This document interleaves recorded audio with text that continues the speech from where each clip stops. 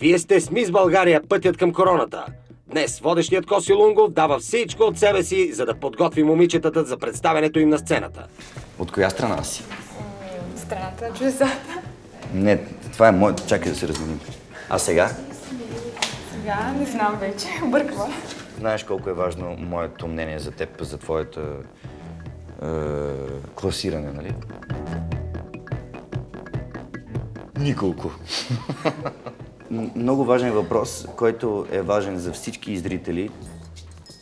Коя зодия си? Скорпион. Боже, нищо не разбирам от зодии. Да, при нас е весело, но как ли се справят момичетата пред специалното ни жури? Казвам се Адриана Владимирова Калчева, на 20 години съм, от София. В момента уча висше. Аз съм Ивелина Камбурова, от Варна съм, живея тук от 4 години вече, уча в музикалната академия за 2 специалности с музикознание, солфеж, тон режисура и свиря на пиано от 17 години. 17 години свириш на пиано или от 17 годишни свириш на пиано? 17 години свиря на пиано. От 4 годишни? Да. Браво, бе. Ни уби. С танци съм се занимавала общо от 13 години, най-вече с класически балет, после с спортни танци и с джаз балет.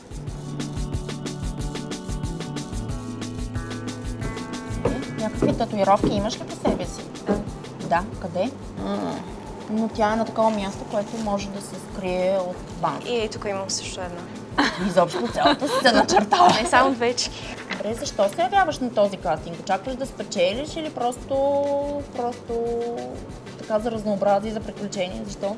Ами, винаги съм го искала. Чаках само да навърша годините, за да дойда, да. А каква е твоята мисия, като станеш Мис България? В принцип се занимавам с доброволчество. В домове за сираци в град Стара Загора събираме средства, влагаме ги след това. А това са дечица, които са просто без родители? Да, с лишени от родителски грижи. Също има и с увреждания. Те са 10 групи по 25 деца, като има много, които са с малформации, всякакви такива увреждания сериозни. Какво очакваш от Мис България? Ами, наистина... Очакваш ли да те пуснем на този кастинг? Много се надявам да ме пуснете. Наистина, ако мислите, че притежавам качествата и визията за да участвам. Казвам се Добромира Иванова, от град София съм, на 19 години. Занимавам се предимно с мода. С мода? Да, модела съм. Так виждам, че поддържаш фигурата си с фитнес. Колко често ходиш? 2-3 пъти седмично. 2-3 пъти седмично? По-мъничко. И аз ходя 2-3 пъти седмично. Колко време прекараш в залата? По половин-един час, зависи от свободното ми време, което имам. И какво правиш само половин час? Ти трябва да се разгрееш половин час. Виждам, че си се оценила с 10. Да. Да, значи няма нещо, което да не харесваш в себе си. Да. Да. Много така категорично отговориш. Да, не, да. Смятам се за достатъчно красива. Аз така като те гледам си доста притеснителна и тук пише най-лото нещо, което сте правили да тичам гола по дъжда през нощта с приятели. Тогава ми беше рожден ден. Виждам, че имаш титла. Второ място на Свети Константин и Елена. Да. Това ли е единствения конкурс, на който си се явявала? Ами аз съм се явяла 2 пъти на този конкурс и 2 пъти второ място. Трети път ще има ли? Не. Елена Стефанова Акциева, 24 години, от град Пловдив. Добре. Образование? Имам средна английска гимназия, съм завършила. В момента завършвам право. В смисъл семестриално съм завършила, уча с държавни изпити, ходя на стаж в съда. Харесваш българско кино? Да, в смисъл това ми е като хоби, ходила съм на курсове по киноактьорско майсторство. Можеш ли да ни изиграеш нещо ти? Примерно да изиграя чаша, в която се налива вода и в момента, в който наливаш водата, тя се пропуква. Добре, я покажи.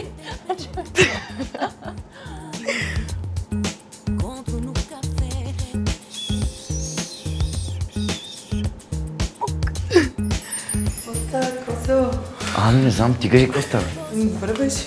Така ли? Как мина? Какво стана? Много мина, смисъл задаваха ми всякакви въпроси от анкетната карта.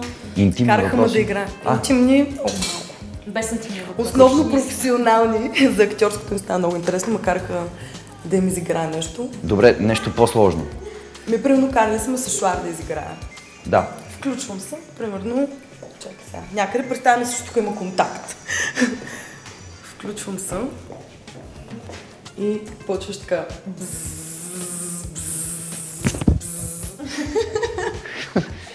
Никога не бих си помислил, че е нещо друго, освен сешуар. Лошата пристига. Не, шегувам се. Искам да благодаря на всички, че дойдохте на кастинга и каквото и да стане, не искам да се сърдите, защото има някои неща и критерии, по които трябва да ви прецениме. Затова първо ще прочета момичетата, които остават. Първата, която остава, е Мила Борисова. После Ивелина Камбурова. Поздравление, направо ни изуми с тези 17 години пиано. Следващата, която остава, е Алиса Ганева. Алиса в страната на чудесата. Добре дошла.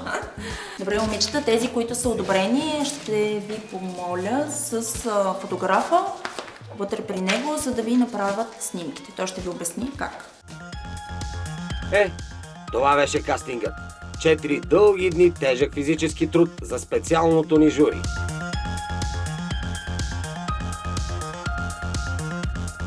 Всички са млади, по някакъв начин са красиви. Въпросът е тук, че според мен Мис България трябва да притежава много качества. Не само външен вид, не само да има хубаво тяло, хубава коса, хубава кожа. Тя трябва да може да се държи добре, да има хубаво сценично поведение. Походката, аз вече не съм такъв специалист относно стойката, походката на един модел и Мис България, но пък това, което разбрах и научих през тези 2 дни от Теди, е, че това всъщност е от много голямо значение. Добре, че бяха те. В смисъл, слава Богу, аз до сега не съм попадал в такава среда. Беше ми интересно, но и като кавалер. Предпочитах да оставя този и видя на кастинга основната роля на дамите. Те са, може би, жена към жена е по-критична, така че имаха по-точна преценка. Той се включваше именно в моменти, когато вече ние не знаехме какво да питаме и той винаги задаваше най-така сериозните въпроси. И мисля, че той най-много затрудняваше момичетата и все пак единственият мъж в групата трябваше да го толерираме и все пак той има друго виждане за женската красота. Ние гледаме с едни очи, той гледа по съвсем друг начин и мога да кажа, че по някакъв път ние така се запъвахме и казахме, че това момиче не става. Той казва, как да не става? Става!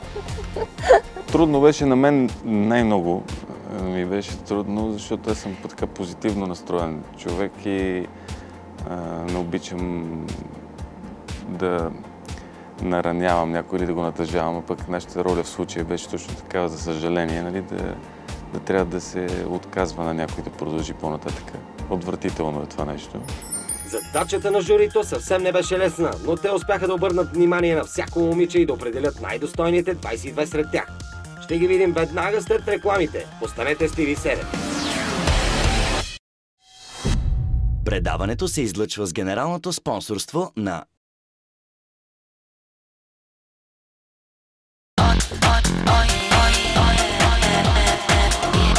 Водка Флирт.